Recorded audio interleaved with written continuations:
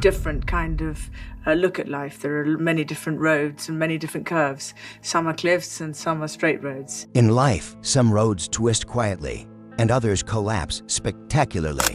For Sarah Ferguson and Prince Andrew, the fairy tale has crumbled into a shocking royal nightmare. Secrets the palace desperately tried to bury are now exposed, and the fallout is breathtaking. From betrayal to public humiliation, nothing has been off limits.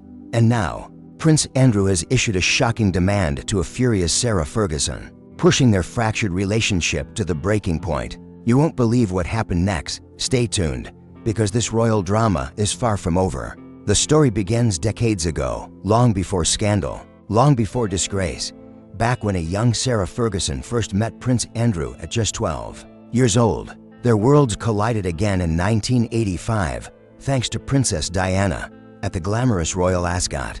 That reunion sparked an instant connection, something so strong the British public fell in love with them, just as quickly as they fell for each other. 6 months later, their engagement was announced. The press celebrated, the crowds cheered, and on July 23, 1986, Sarah stepped into her Cinderella moment at Westminster Abbey, riding in a glass coach with her father.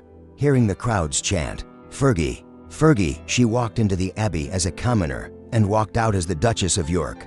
But fairy tales fade fast inside royal walls. Even though Andrew and Sarah welcomed two beautiful daughters, Princess Beatrice in 1988 and Princess Eugenie in 1990, cracks were already slicing through the marriage. Andrew's naval career kept him away for months at a time.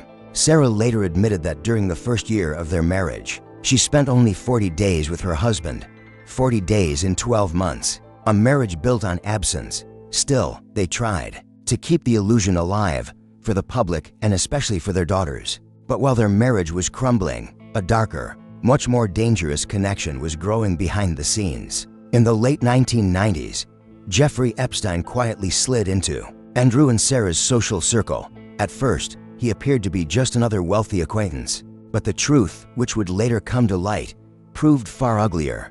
A truth that would destroy careers, reputations, and lives. In 2011, Sarah Ferguson publicly apologized after accepting £15.0 from Epstein to settle a debt.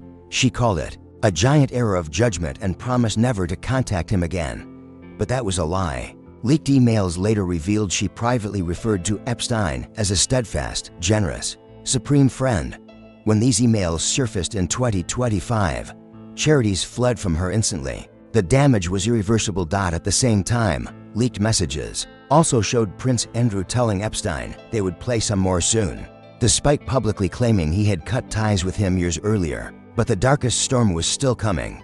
Virginia Giuffre, one of Epstein's victims, accused Prince Andrew of assaulting her 3 times in the early 2000s. When she was only 17, she described horrifying experiences and even recalled Andrew sweating all over her, leaving her disgusted. Andrew denied every claim, but denial wasn't enough to save him. Public trust collapsed. In 2019, he was forced to step back from royal duties. Then, in 2021, Giuffre filed a lawsuit in the United States. Andrew's lawyers scrambled to shut it down, but the pressure was overwhelming.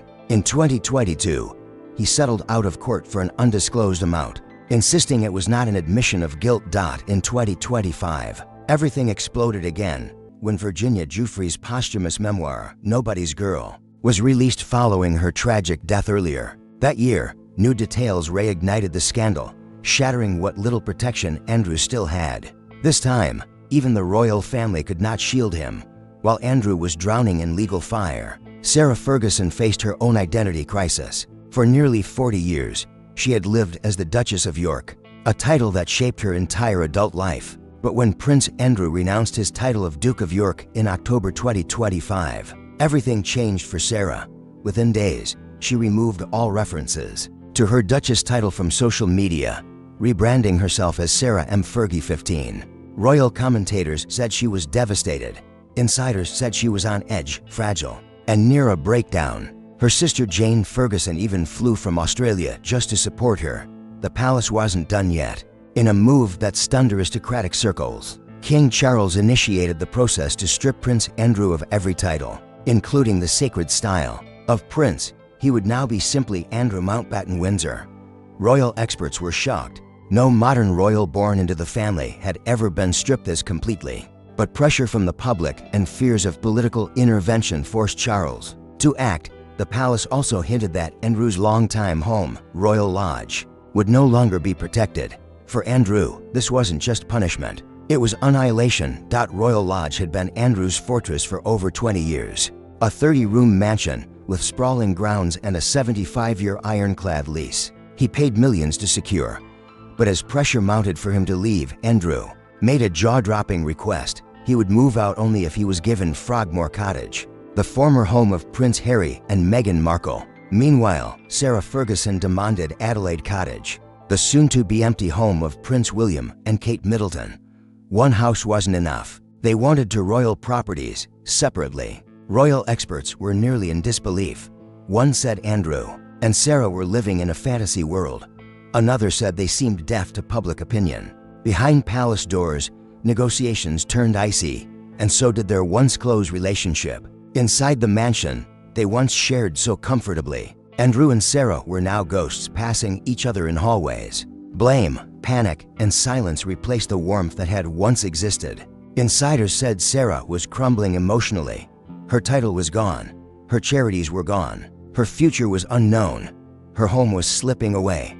Then came the final blow. Sources revealed that Prince Andrew made a shocking demand that Sarah Ferguson be kept away from him. During their last days at Royal Lodge, for Sarah, this wasn't just rejection. It was betrayal. Andrew, insiders said, blamed Sarah for bringing even more attention to Epstein through her leaked emails. Critics pointed out, however, that Andrew was equally, if not more, responsible. Still, his anger grew, and Sarah's heartbreak deepened. Royal experts, who had always believed the pair were joined at the hip, were stunned to see their partnership finally break. As her world collapsed, rumors spread that Sarah Ferguson was preparing to flee to Portugal, to stay at a £3.6 million villa owned by Princess Eugenie, and her husband at the private Costa Terra Golf and Ocean Club. Sources in the gated community confirmed preparations for her arrival, including a guest suite being set up specifically for her. Was Sarah finally escaping, running from humiliation, starting a new life? Others insisted she had not asked for royal housing at all and was focused on independence. But one thing was clear: she was leaving Andrew and the royal world behind. Meanwhile, Prince Andrew was headed somewhere far less glamorous, a modest property on the Sandringham estate, paid for privately by King Charles, a huge downgrade, a symbolic exile, a message to Britain and the world. Andrew Mountbatten Windsor was no longer one of them. He would not attend royal Christmas. He would not live near Prince William, Kate Middleton, or the Windsor royals. His place in the family was permanently severed, and after 17 years living under the same roof post-divorce, he and Sarah would now be separated, physically, emotionally, and forever. The road that began with a magical reunion at Royal Ascot and a fairy tale wedding at Westminster Abbey had collapsed into scandal, betrayal, and isolation. Sarah Ferguson, once the bubbly Duchess of York, now faced a life of reinvention. Prince Andrew, once a respected royal naval officer and son of Queen Elizabeth II, faced a life stripped of titles, privileges, and protection. Their story serves as a stark reminder that royal blood and fairy tale beginnings do not make one immune to scandal, misjudgment, or consequence.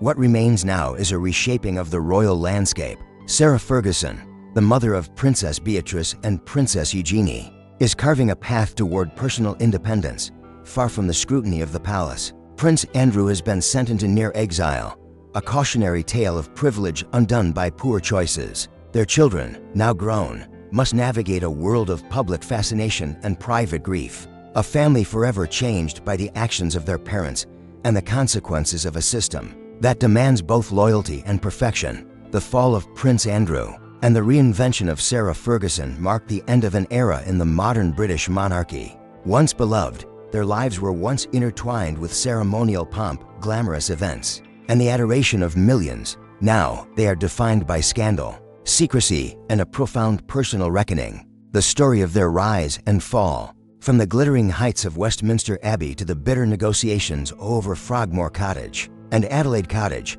will be remembered as one of the most dramatic royal sagas of the 21st century. What do you think? Did Prince Andrew and Sarah Ferguson deserve such extreme consequences? Was it fair? Or the collapse of a royal system long overdue? The fairy tale is over, but the drama isn't. Hit like, share, and comment your thoughts on this shocking royal saga. Thanks for watching.